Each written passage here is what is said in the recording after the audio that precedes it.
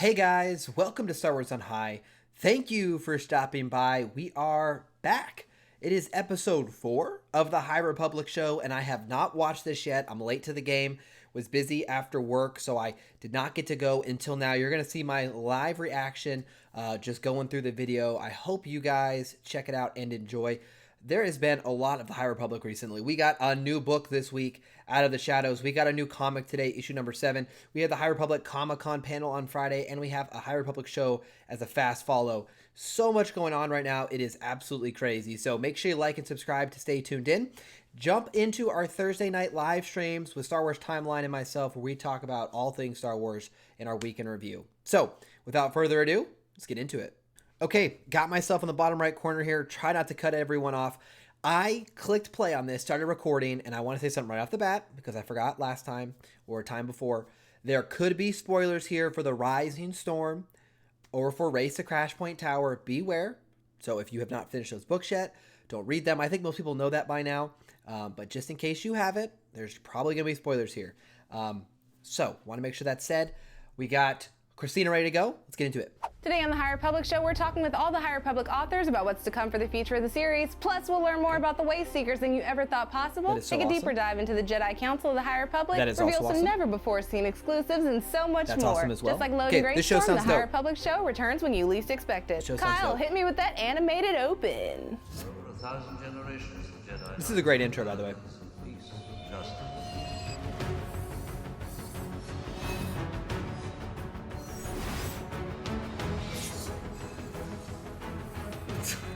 Hello out there to all of my High Republic internet friends. I'm Krystina Arielle, and do we have a little... How do I get these books early? I want to read them early. I want to be in the know.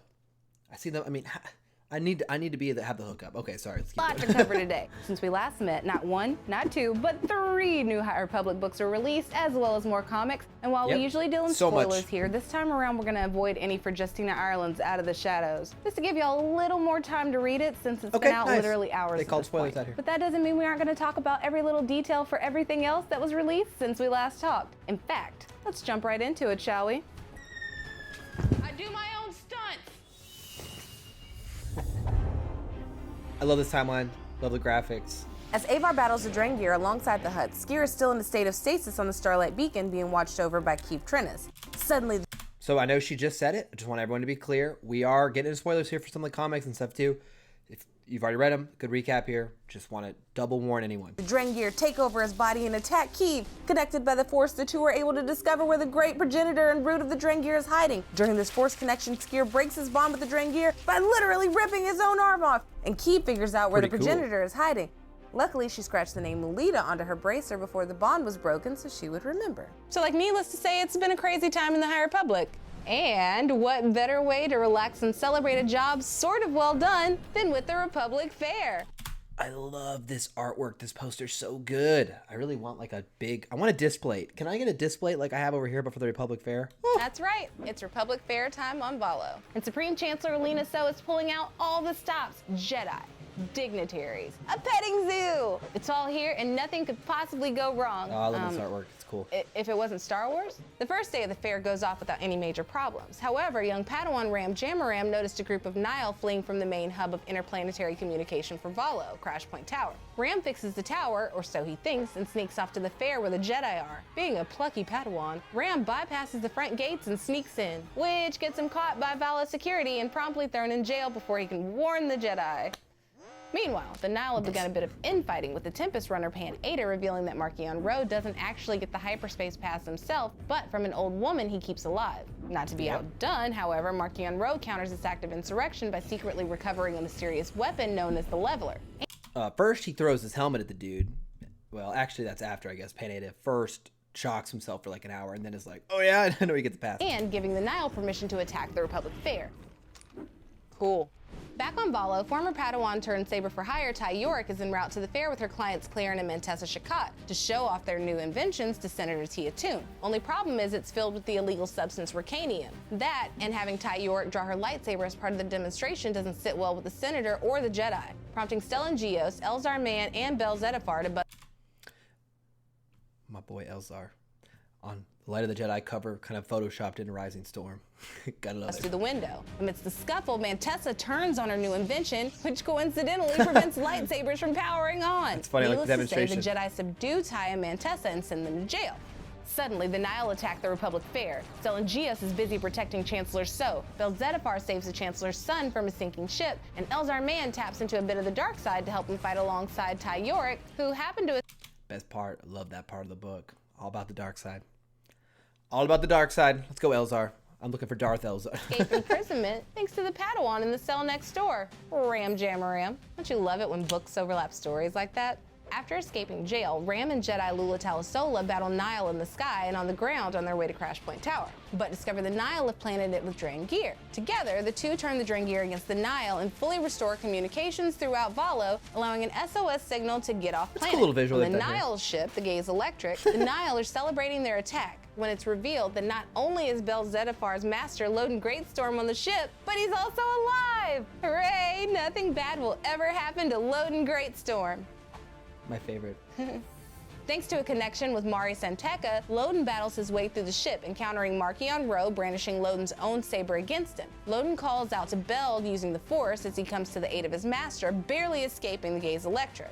Furious, Yeah. Marchion Ro unleashes his newest weapon, the Leveler, causing horrific visions to overcome Elzar Mann and Bel Zettifar. But the damage of the Leveler is even worse for That was the coolest part of the book, I think.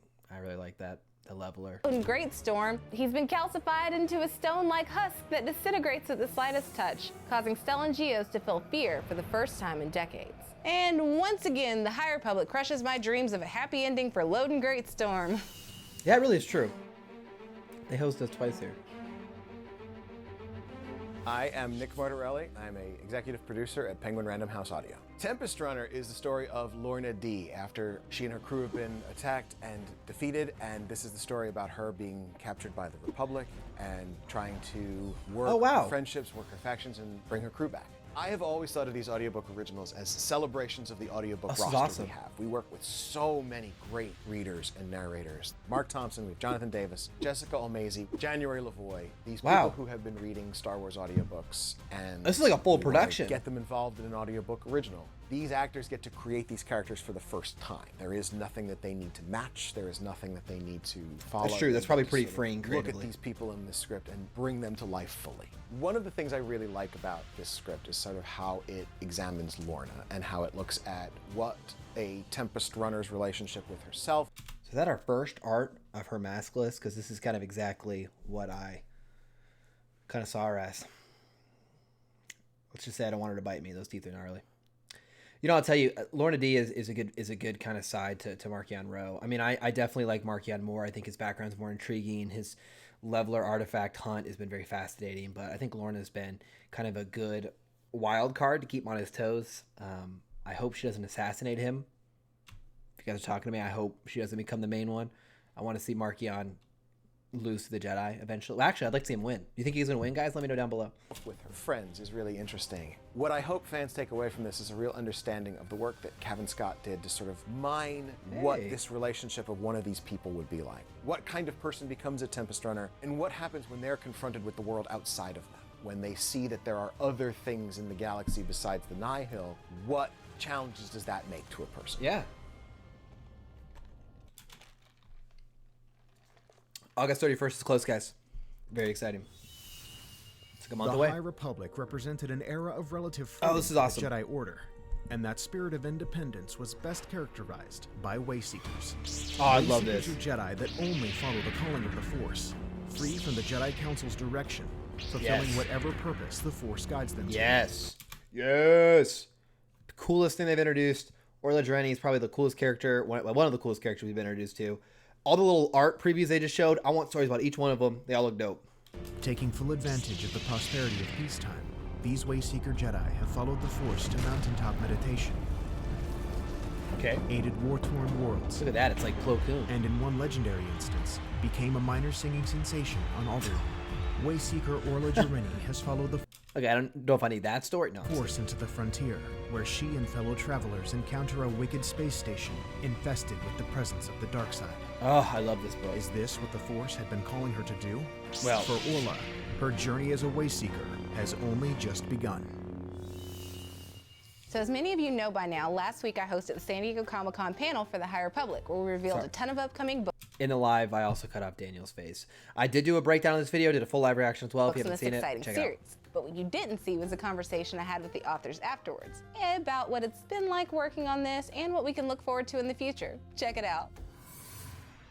Can I get these graphics? These are dope. Hello, High Republic family. We're doing things a little bit different with our roundtable today. Hello. Today we're going to be joined by all of our authors, Cavan Scott, Justina Ireland, Charles Soule, Daniel Jose Older, and Claudia Gray, to discuss the characters of the High Republic, why they do what they do, who we should look out for, what's coming up soon, and so much more. I just want to say how awesome these shows are. I talked about this in the live stream.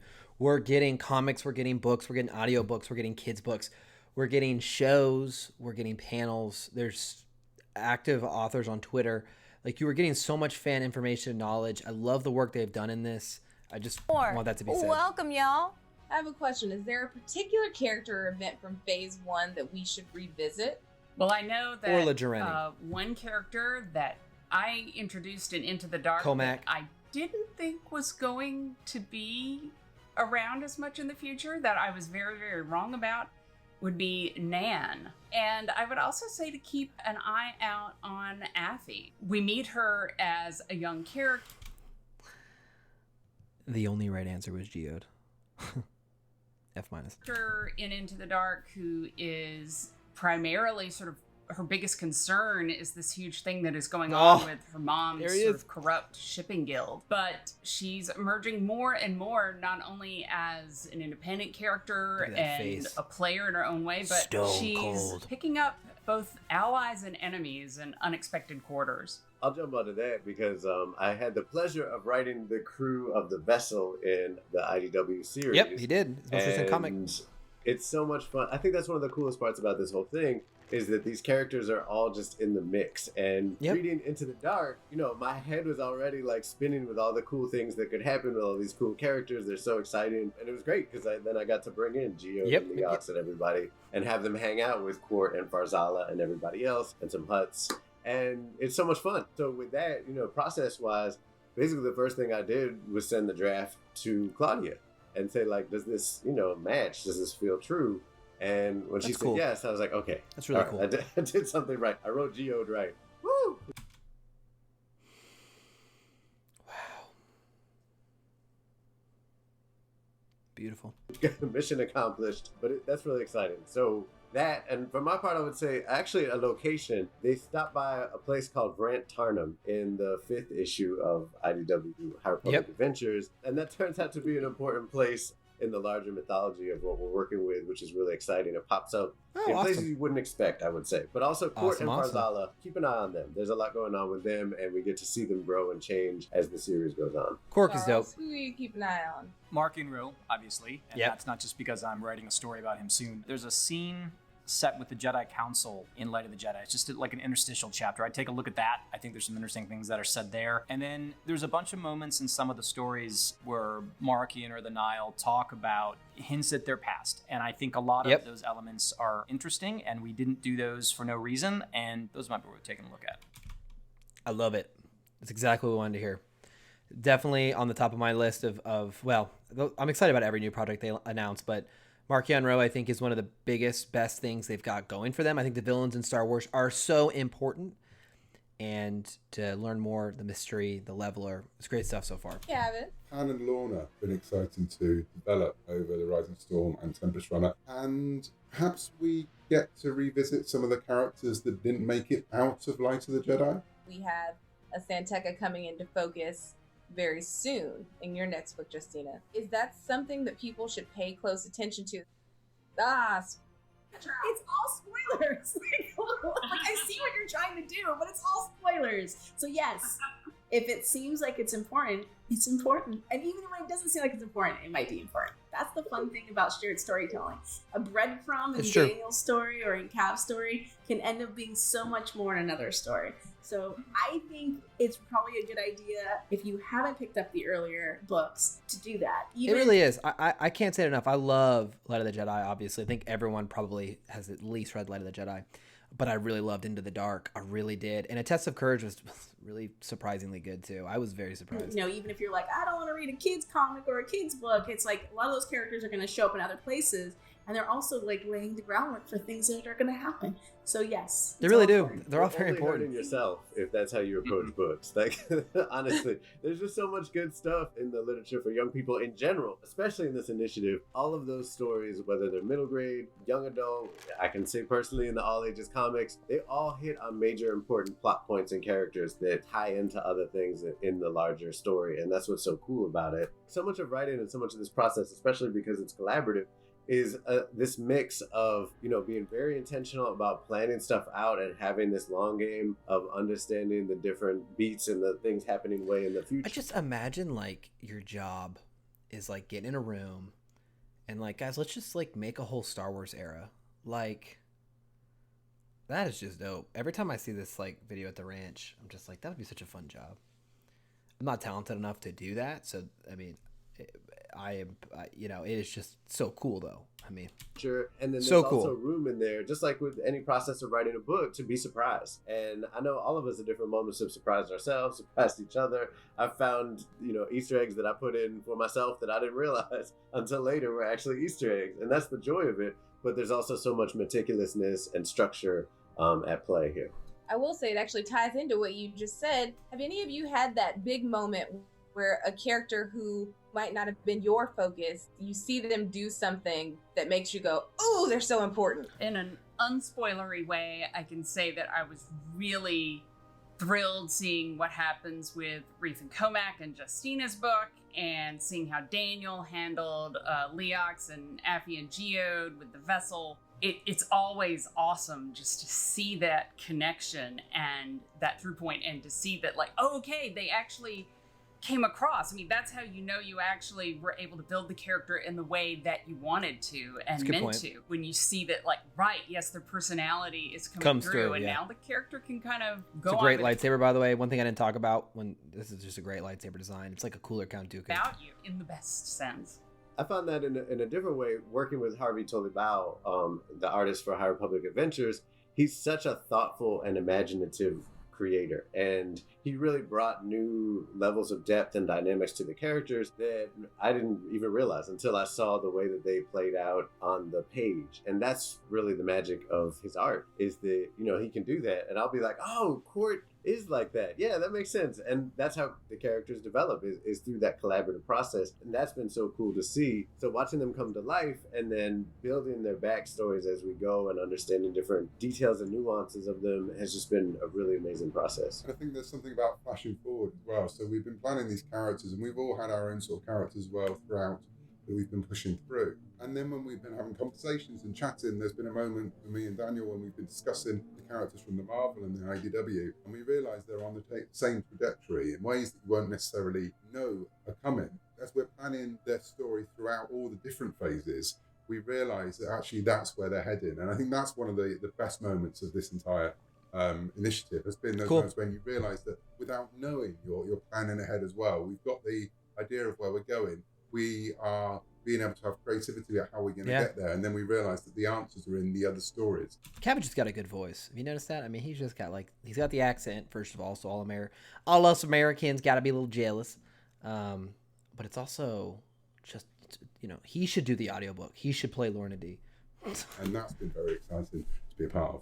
Yeah, I mean, just to echo what everybody else has said, it's been really fun to see characters that appeared, say, in Light of the Jedi, and how the other authors are using them and developing them in really interesting ways. And I don't know if this is a spoiler or not, but like Joss and Pika Adren, for example, I know that they get used in a story later, and it's very gratifying because they're not flashy, right? They're kind of ordinary folks, and I think ordinary folks are really important to Star Wars, and to see that they resonated with another author in a way that made them want to use them made me really happy. And obviously seeing all the Jedi and stuff come to life in the comics has been really, really fun too, the stuff that Daniel and Cav have been doing. And there's just something about being part of a shared storytelling initiative that is really unique and special, because we all made this together, and seeing how it grows, seeing how our garden grows, I've never experienced anything else like it. It's really unique. Now, which has been the easiest or the most difficult to write for you? for me, the easiest to even scare, because their stories just come so naturally, and they're the ones who've shown me what the High Republic should be for me. But who's been most difficult for you?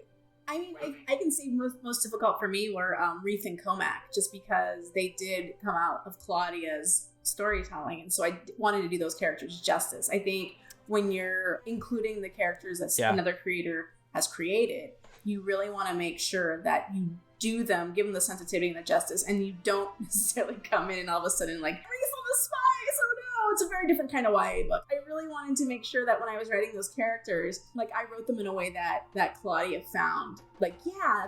That'd be hard. Like, I made this character and now I gotta write and do it justice. It'd be very hard. It's totally how they would grow and change. To not totally offend the original vision. Definitely the conversation I would expect them to have. So that for me was like the most, I think the hardest. I think the easiest characters, of course, are the characters like I've created, like Vernestra or Imri, because I know them. They came out of my brain meats, so I can like, yeah, this is totally what they would say. Like when you're parenting your own children, you're like, yeah, I don't want to deal with you just have ice cream for dinner. No one's going to yell at you.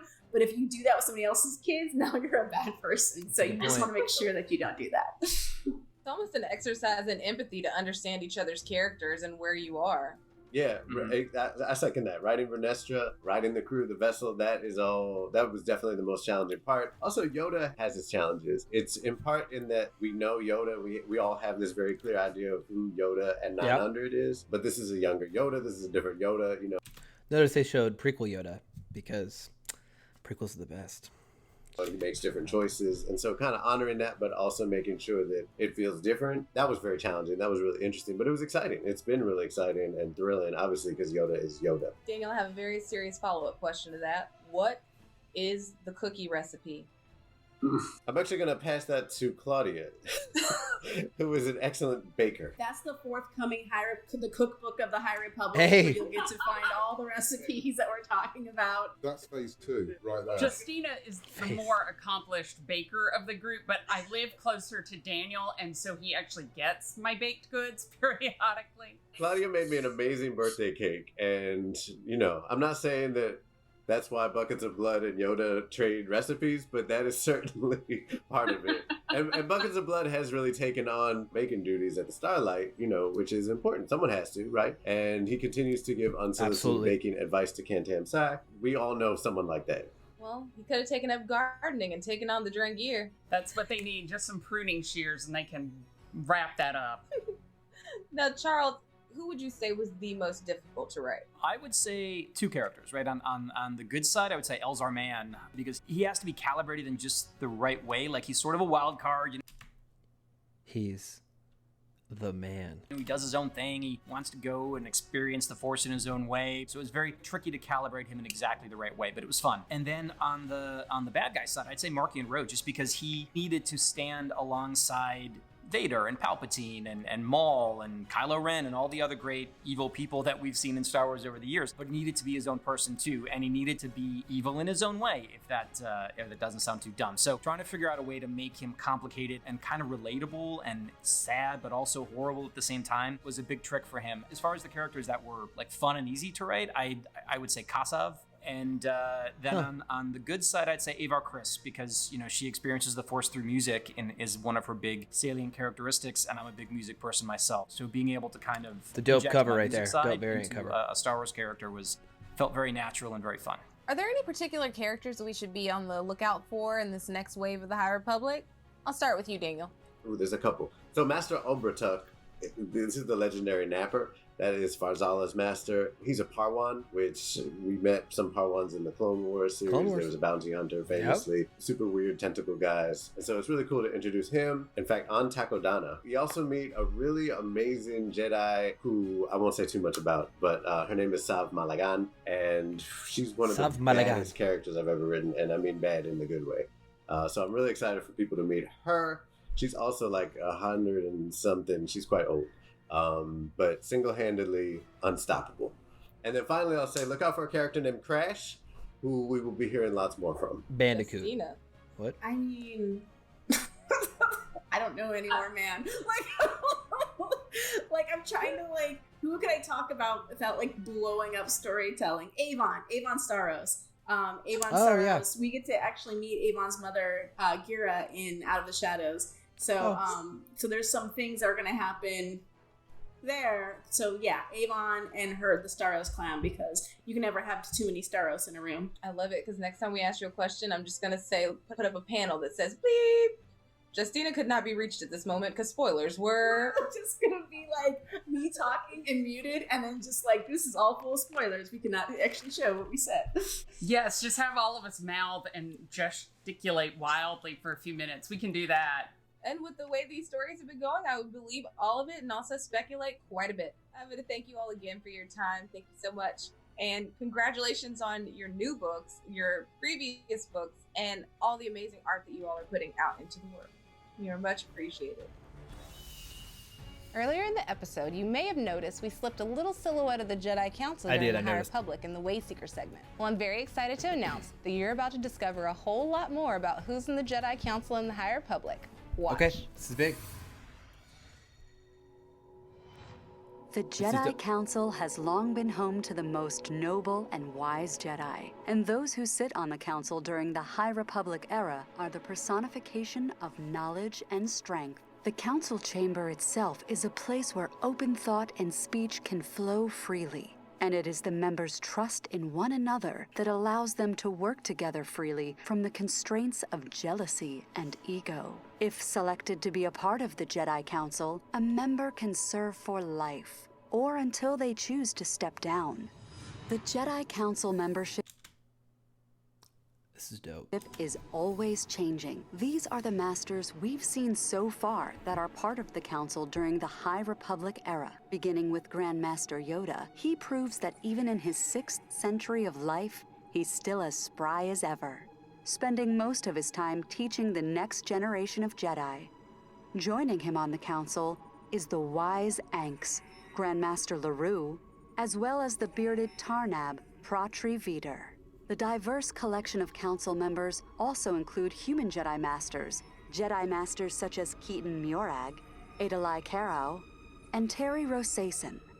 The snake-like Thespiacian, OPPO RANCISIS, is one of the older members on the Council. Also seated are the Yarkora Jedi Master Adampo, the male Quirmian YARAEL POOF, and Jedi Master RANA KANT, who has been replaced by Stellan Gios. Rounding out the High Republic's Jedi Council is Nautolan Jedi SOLEIL AGRA, and the Togruta female Jedi Master JORA MALLI, whose deciding vote allowed the Jedi to join the Republic Defense Coalition to hunt down the Nihil. Some following cool headgear. It's a dope design. Some of these robes and everything, very ornamental. Death, she was replaced on the Council by Raiki Saka. With such a diverse group of Jedi on the Council, it's no wonder the Jedi were at the height of their power during the High Republic era. If you want to learn more about your favorite Jedi Council member, make sure to check out StarWars.com. If you're like me, you've got a lot more questions about the High Republic after the latest rounds of stories have come out. Luckily, through the magic and the power of the internet, I can summon our great friend Robert Simpson from Lucasfilm Publishing to answer the burning queries you sent us using the hashtag THRSQuestions to get some THRS answers. So without further ado, here's Rob to help. Hi, Robert. Hi, Krystina. Now, Jean-Charles asked, how did the Drengir get to Cedri Minor? I thought they all died on the Maxine station at the end of Into the Dark. I can see how you might think that. Actually, part of the Drengir's spread across the galaxy was that they were seeded onto several different worlds and lay dormant under the ground. When the Great Progenitor awoke and that root-mind telepathic link was reestablished across the stars, it awoke all of those sleeping seeded pods. That makes sense. They started to sprout. So actually there are several pockets of Drengir scattered across many different planets. Well, thank you very much, Robert. As always, it was a delight to chat with you from the comfort of your own home and the comfort of my spacious garage. And if you have a question you want answered about the High Republic, send it to us online using the hashtag THRSQuestions, and we might just answer yours here during our next episode in September. And now it's the moment you've all been waiting for. It's time for exclusive reveals! All right, focus up. Thank you, crowd. All right. Appreciate you for being here. There's nobody here. Okay, here we go. Now, earlier in the episode, you got your first look at the members of the Jedi Council during the High Republic era. Well, we have another look at a character poster that's not on the Jedi Council, but is still cool nonetheless. I'm talking about your favorite High Republic chef and Blade of Bardata, Porter Engle. All right, one, I see a lot of people want to know more about Porter Engle. Wow. I like how his robes have that like High Republic, you know, center kind of medallion, but they look more like a cook and a chef in the color and the tones. Really interesting. Look at this giant of a Jolly Jedi with his cute little braided beard and his eye patch. And in less Jolly Jedi news, we've got your first look at a page from Marvel's High Republic #7, which features Avar Kriss as a skeleton wrapped in Drangir tendrils. I read that Real today. cute, Cavan. And speaking Video of coming. Marvel, we also have your first look at the variant cover for the High Republic. No, that's great, man. I love Orla. She's one of my favorite characters, I think, so far. I love this poster. Sorry, the cover. If it's a poster, again, Disney, I know. Come on. I'm shilling for you here. Give me a display. Give me a display, High Republic something. The Fair, Orla, the Drangir, Geode, anything. I'll take it, put it on that wall. Republic #9 by artist Lionel Francis Yu, featuring my favorite Wayseeker, Orla Jareni, looking stoic as ever. Marvel's High Republic #7 hits store shelves today with issue #9 releasing in September. Also in comics, we have your first look at Harvey Tully Bow's cover for IDW's High Republic Adventures #8, which features Yoda, Zine, and the Padawan heroes of the Starhopper. Additionally, we have your first look at the inside of IDW's Monster of Temple Peak, featuring Saber So it's got a very digital look to it. for hire Ty York, doing what she does best, hunting monsters. IDW's High Republic Adventures #8 hits shelves this September, but if you can't wait, you can pick up The Monster of Temple Peak by Cavan Scott and Rachel Stott this August. If you've been hankering for more looks at the Viz manga Edge of Balance, you're in luck. Get ready to travel to the planet Banshee with Jedi Knight Lily Torresi. There, Lily, Master Arkoff, and their Padawans living their lives at a remote Jedi temple trying to help people. Look at how it's tied into a tree there. That's awesome. Look at that. It's like you have a tree on the side where the landing pad is, and then it's like the temple comes right from a tree. That's really cool. Who've been displaced from the Great Disaster.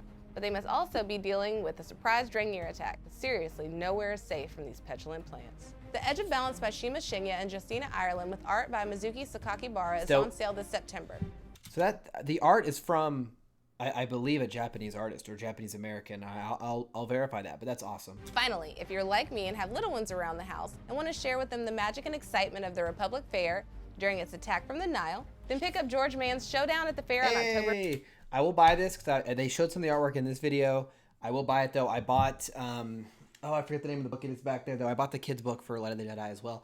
I love it because it showed a lot of pictures. I shared it here on the channel, and I'll do the same thing here when this comes out. Because if there's one thing kids love, it's Buryaga and a petting zoo getting blown to smithereens. Fun for the whole family. And so ends another bi-monthly internet adventure within the High Republic. I hope you had as much fun as I did. As always, remember to like the video, subscribe to the channel, follow us on Twitter, Facebook, and Instagram. Thanks for watching, and may the Force be with you. There we go. It's very surprising me they did this right after the High Republic show, the panel. But we are getting bi-monthly, so the next one will be September. So it looks like the next one will be November, and then January when the next wave comes out. So again, so much High Republic content coming out. I really liked the segments, on Wayseekers and the Council. I'm sure those will play into future stories as well. So fun little episode. Again, we have another Marvel comic came out today. I got to make a video on. We have the live show tomorrow as well. I mean, just so much to talk about. I appreciate you guys hopping along, enjoying the journey. Right now, it's everything High Republic, but we do everything Star Wars. But there's nothing more active right now in the High Republic, and I am loving it. So appreciate you guys, all of the support you guys give. Until next time, hope you guys have a good night. We'll see you soon.